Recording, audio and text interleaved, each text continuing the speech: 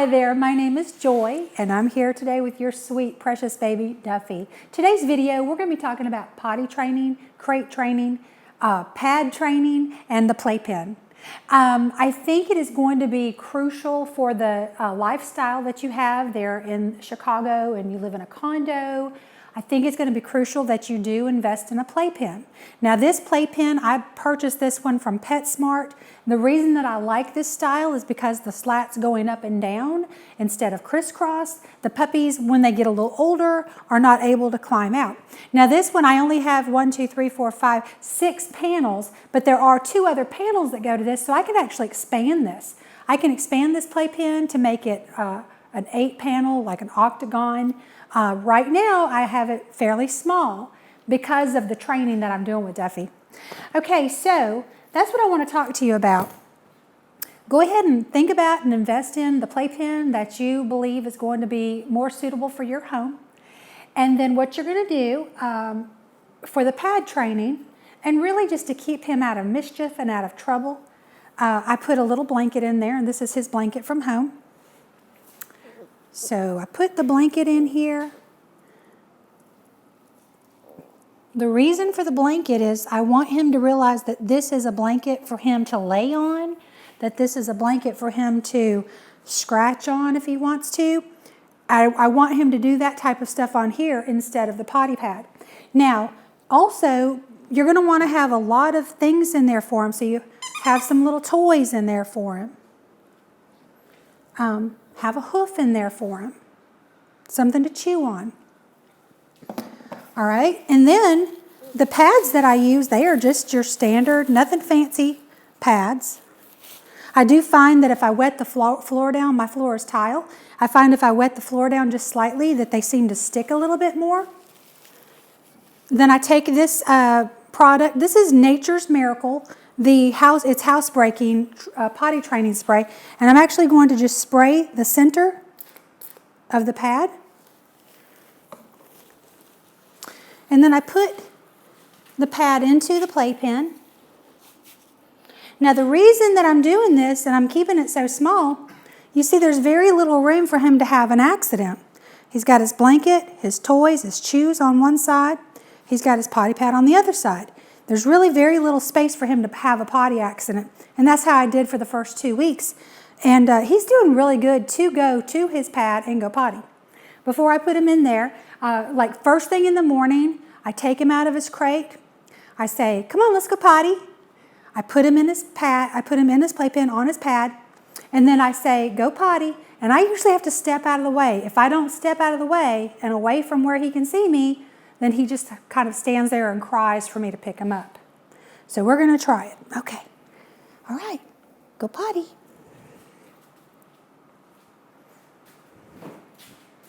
Go potty. Nope.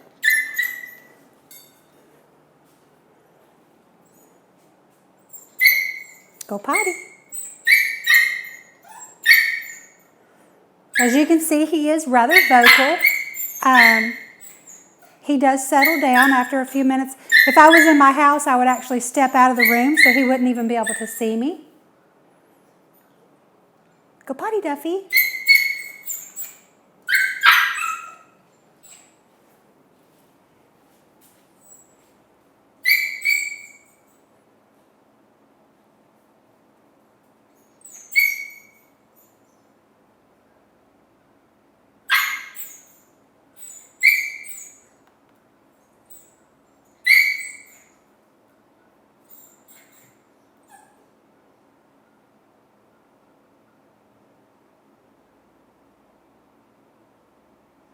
Good boy. Good potty. You did such a good job. Good boy. Good potty. Yeah, you did exactly what I needed you to do. I needed you to pee on the pad, and you did. Now, he is pretty much hitting the pad every time. So I'm really, really proud of his progress in the pad training area. When we're out for a walk, I do allow him, yes, darling, I love you too. I do allow him to potty on the sidewalk or in the grass. But just so that he's familiar with the pad, I wanted to make sure that we covered that first. And I really feel like that we're off to a great start with that. The vocalization that you're hearing when he's in there is typical of Duffy at this stage. We're only almost 2 weeks into training. So when he's in my kitchen and he's in the playpen, if he can see me, a lot of times he will do that. But then after a few minutes, he'll settle down. I can be in the kitchen cooking. I can be on my computer doing computer work. And he does settle down. I do not pick him up from the crate when he starts crying like that, because I want him to learn that this is his confined space. This is his safe space. This is his playpen. And so I want him to get used to being in there, because I realize with you guys working, he's going to spend a lot of time in the playpen. So this is a safe place for him. It's a good place for him. And unless you guys decide to do a daycare, you know, it's going to be where he's going to be. So I just wanted to demonstrate that for you so that you have a clear idea of what to do when he comes home. The other thing we're going to talk about is the crate training. Duffy does not love his crate.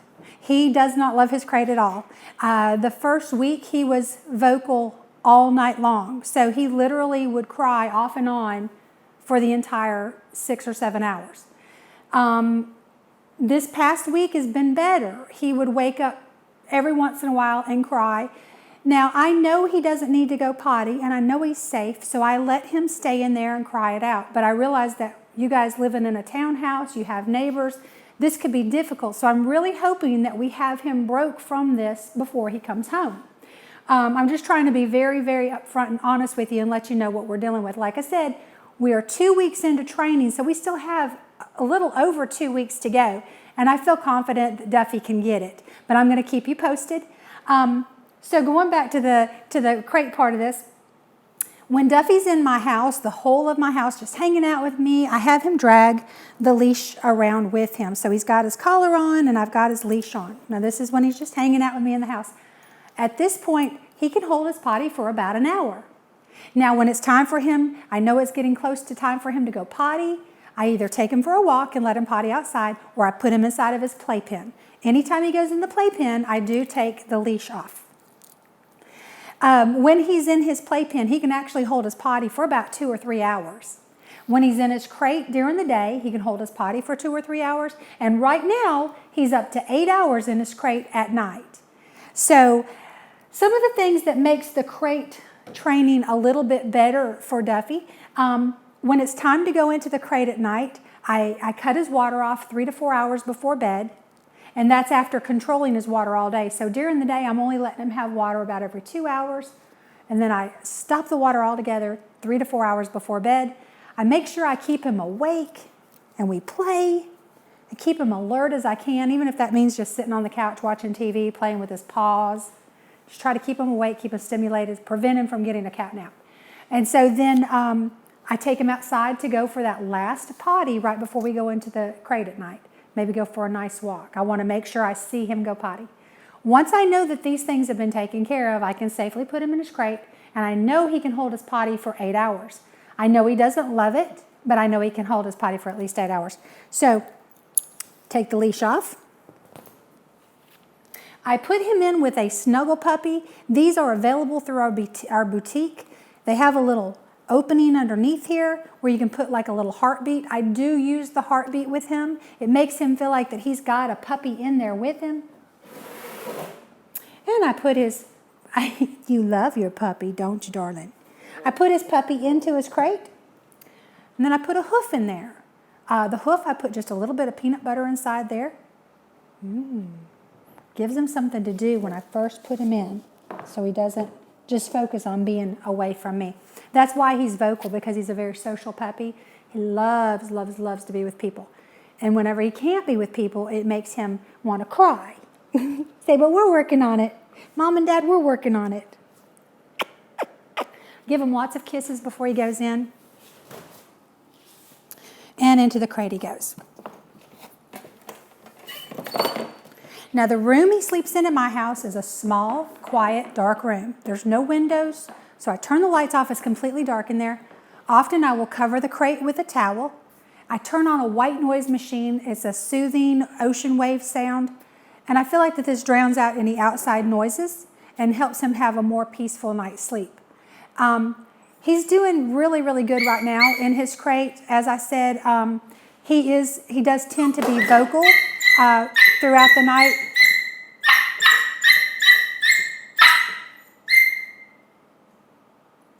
But once he knows it's nighttime and everybody's gone to sleep, he does settle down and he is quieter. One thing I may try this coming week is a wire crate, and I'll keep you guys posted on the progress of that. So I'm going to wait till he settles down before I take him out. I don't want him to think that he's getting out because he barked, so I made that little distracting noise so that I could get him out of the crate because it was time to come out. But remember that puppies do what worked for them, so if he can cry or bark to get out of his crate or his playpen, if it works for him, he's going to continue to do it. So it's best that we let him just cry it out, almost like you would a newborn baby getting used to their crib. If you have any questions for me whatsoever, please feel free to email me, text me, or call me. And I am having such a great time with your sweet boy, and I'm looking forward to the weeks to come.